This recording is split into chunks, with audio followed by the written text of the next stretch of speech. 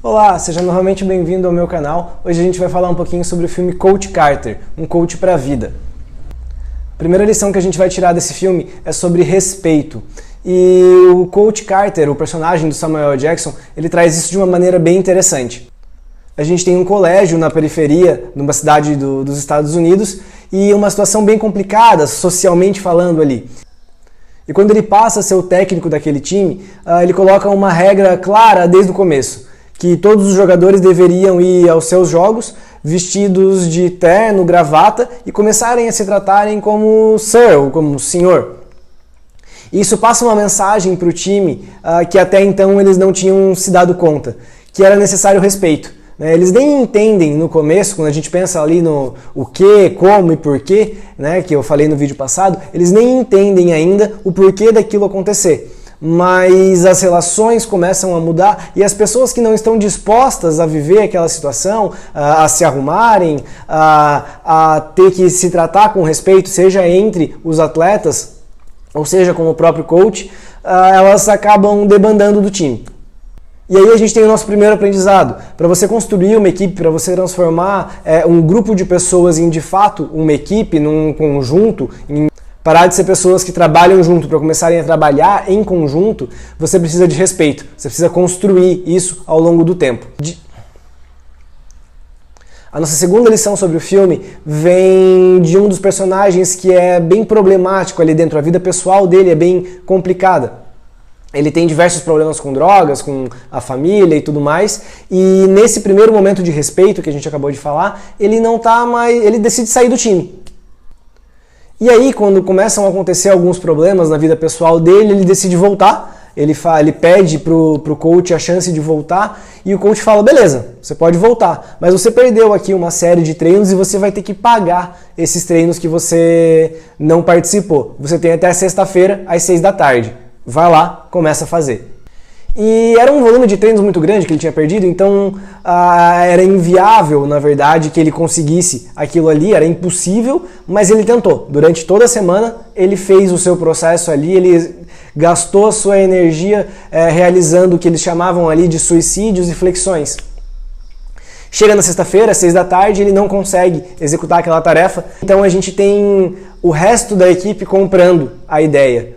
Comprando a volta dessa pessoa. Ela era muito boa tecnicamente, ela sempre foi muito boa tecnicamente, mas ela não compartilhava dos valores da equipe. E aí chega aquele momento em que alguém do grupo fala, ele não conseguiu, mas eu estou disposto a fazer mais as minhas 100 flexões por ele, ou meus 30 suicídios, ou meus 50 flexões, para a gente ajudar a cumprir aquela meta. E a gente tem a nossa grande segunda lição. Ninguém consegue nada sozinho, a gente precisa de uma equipe, de um grupo. E aí vem do respeito e da confiança que a gente só está disposto a se sacrificar pelo outro se a gente vê que aquelas pessoas pelas quais a gente está se sacrificando estão dispostas a também fazerem isso pela gente. Naquele momento eles tinham certeza que era simplesmente uma retribuição, que se eles estivessem na mesma situação de necessidade, aquela pessoa ali teria a mesma atitude.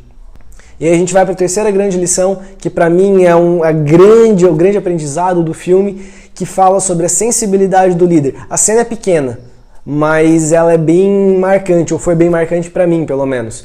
Esse atleta problema, que fez tudo aquilo ali, que causou esse problema, que causou esse momento de compartilhamento da equipe, ele acaba saindo do time de novo. Ele discorda de algumas outras políticas do técnico e acaba saindo. E aí ele se perde na vida, ele entra pro tráfico de drogas e tudo mais. E ele vê o primo dele ser morto por causa de uma guerra de gangue. E no meio da madrugada ele bate na porta do coach e pede para voltar.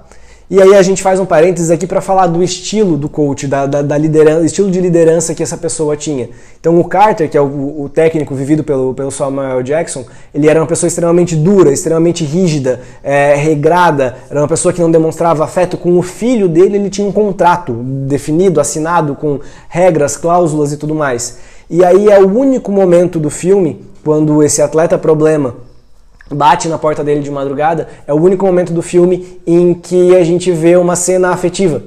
Ele recebe o atleta, não é nada dito, não é nada explicado, tá só ele com uma cara de desesperado, com as roupas ensanguentadas e tudo mais, e a gente vê um momento de abraço entre o coach e o atleta. Mas naquele momento, o técnico, o líder percebeu o quão importante era aquele abraço, aquele momento, aquela sensibilidade para entender a necessidade do outro. E aí a gente fala de liderança. Quando a gente fala de respeito lá no começo, quando a gente fala da construção de uma equipe, a gente precisa de um líder sensível para entender o que está acontecendo ao nosso redor, para entender o que está rolando, quais são as interações entre as pessoas, quais são as dificuldades que essas pessoas estão tendo, para que a gente possa trabalhar em cima delas. Ele entendeu.